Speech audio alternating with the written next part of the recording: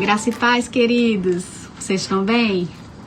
Glória a Deus, eu também estou bem. Eu estou aqui hoje para compartilhar um pouco da palavra com vocês. Eu sei que a gente está vivendo um tempo em que a gente precisa cada vez mais da palavra do Senhor. Ela que tem nos sustentado, ela que tem nos fortalecido, ela que tem nos dado ânimo, né? E glória a Deus que a gente tem essa palavra. Nós somos um povo muito privilegiado, sabe? Porque durante esse tempo desse isolamento, dessa pandemia, tudo isso que tem acontecido no mundo, eu tenho pensado, glória a Deus que nós temos o Senhor. Glória a Deus que eu tenho ao Senhor. Irmãos, os que não têm o Senhor, como é que estão passando esse momento, né? Se tá difícil pra gente, né, ficar restrito aos nossos familiares e tantas notícias que estão vindo aí no mundo, tantas mais influências, né, que a gente já tem ouvido aqui muito, o pastor Wagner e outros pastores ministrarem a respeito de que nós não devemos ter medo, né, com o que a gente tem ouvido, com o que a gente tem, para a gente poder selecionar e filtrar aquilo que os nossos ouvidos têm ouvido, né? Porque o que o mundo está falando aí fora é medo. O mundo está pregando o medo. Você liga a televisão, você vê um noticiário, medo. E aí a gente vai criando aquele sentimento no nosso coração e a gente vai começando, na verdade, se a gente permitir, a gente vai alimentando esse sentimento, alimentando, e daqui a pouco isso se torna uma realidade pra gente. Então eu tô aqui no dia de hoje para que a gente possa falar um pouco mais desse tempo que a gente tá vivendo. E se eu pudesse dar um título a essa palavra que eu tô trazendo hoje para você, seria: o que você tem feito com tanto tempo? Muitas vezes, assim, antes de começar isso tudo, esse isolamento social e essa quarentena, por muitas vezes, e eu me coloco também no meio desse grupo, por muitas vezes a gente tem dito que tá difícil ter um tempo com Deus porque não tem tempo, porque tá a correria do dia a dia, é o que a gente mais fala, né? É muito corrido o meu tempo, eu chego em casa muito cansado e eu vou dormir logo porque eu não aguento, o estresse do trabalho é sempre tão cansativo e tal, e a gente acabava se justificando dessa forma, se acomodando nisso, se conformando com tudo isso. Tipo, não, eu tô cansada, ok, Deus tá entendendo que eu tô cansada. Deus tá entendendo que eu não tenho tempo. A gente chega até a pensar isso, Deus entende que eu não tenho tempo pra parar, né, pra conversar um pouco com Ele, pra ter intimidade com Ele. Deus tá entendendo, Ele tá vendo o meu dia, Ele tá participando do meu dia. Então, eu creio que isso é uma realidade grande, né? A gente vive muito uma cultura fast food, né? As coisas muito rápidas.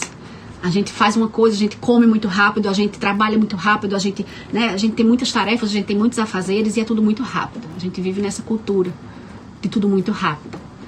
E só que é nessa hora que a gente tem que dar um start. O rápido não pode ser da mesma forma o nosso relacionamento com Deus, né? Muitas vezes a gente chega em casa e a gente não quer abrir mão de assistir uma televisão, um noticiário, ou talvez não quer abrir mão de olhar uma rede social, não quer abrir mão de fazer inúmeras coisas para ter um tempo com Deus. A gente não quer abrir mão. E quando na verdade a gente o mais ideal e o principal seria que a gente conseguisse renunciar a todas as coisas, mas jamais renunciar ao nosso tempo com Deus. E eu tô falando de tempo, por quê? Porque hoje a gente tem muito tempo, irmão. Hoje a gente tem muito tempo. Então a gente não pode mais nós não podemos mais nos conformar com aquilo que a gente falava antes. Deus sabe, né? Deus sabe que eu não tenho tempo. Ele tá entendendo, ele entende, ele é bom, ele é misericordioso, ele sabe todas as coisas. Então, esse tempinho aqui que eu tiro pra ele uma vez na semana, ou enfim, ele entende, né? Só que agora, queridos, o que você tem feito com tanto tempo?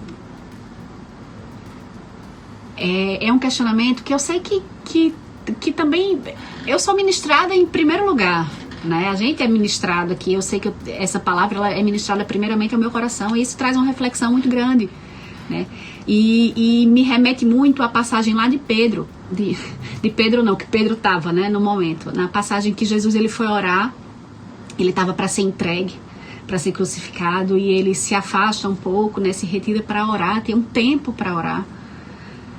E eu queria ler essa passagem, tá? Para vocês, para depois tecer alguns comentários sobre ela.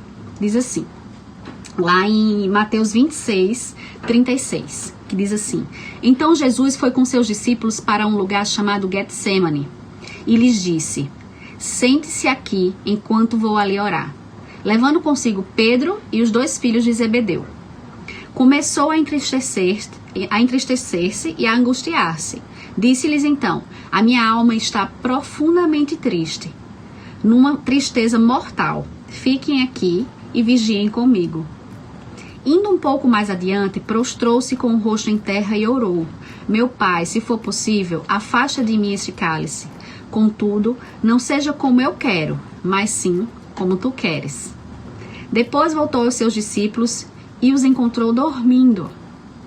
Vocês não puderam vigiar comigo nem por 1 hora? Perguntou ele a Pedro. Vigiem e orem, para que não caiam em tentação. O espírito está pronto, mas a carne é fraca. Amados, eu creio que esse tempo, que trazendo a gente a esse momento, né, da vida de Jesus, era um tempo que Jesus pediu a Pedro. Jesus pediu, e aos outros que os acompanhavam, os filhos de Zebedeu, mas eu quero frisar um pouco Pedro. E Jesus pediu, Jesus disse,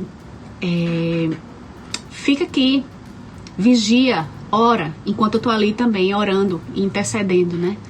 A minha hora tá chegando e a gente precisa estar atento. E o que é que acontece? Jesus está lá orando, intercedendo, e ele volta e encontra os discípulos dormindo, como se nada tivesse acontecendo. Era tempo de estar orando, era tempo de estar vigiando, era tempo.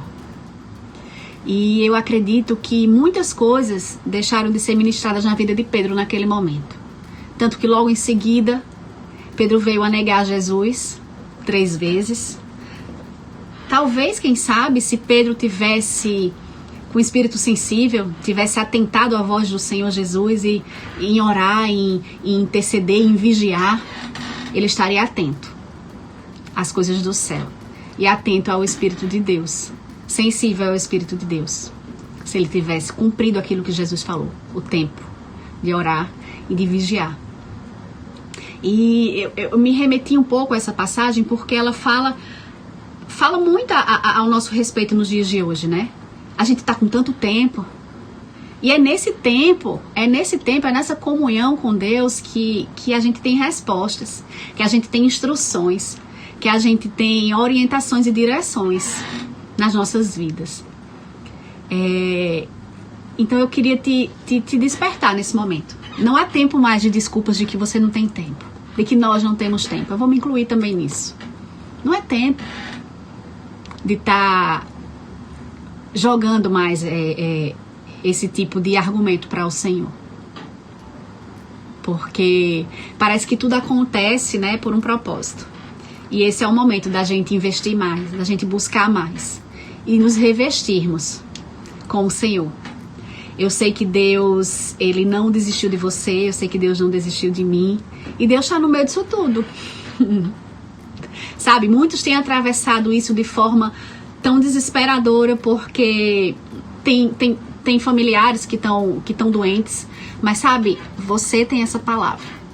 Você tem essa palavra aí dentro de você e pode levar até essas pessoas.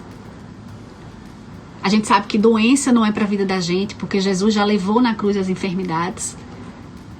Então a gente pode declarar que essas pessoas são libertas, que elas são salvas. Liberar esse espírito de medo sobre as nossas vidas, de tudo isso que tem acontecido. E eu quero finalizar aqui a minha palavra dizendo para você, nós temos tempo. E nós temos isso aqui, ó. Nós temos essa palavra. Ela liberta, ela cura, ela protege, ela abençoa, ela te faz prosperar, te faz ser feliz em meio a um tempo tão difícil que nós estamos vivendo. Mas lembra, eu vou te trazer à memória aquilo que eu falei lá no início da mensagem. Glória a Deus que nós temos ao Senhor. Imagina se nós estivéssemos passando por isso sem Ele. Graça e paz, querido.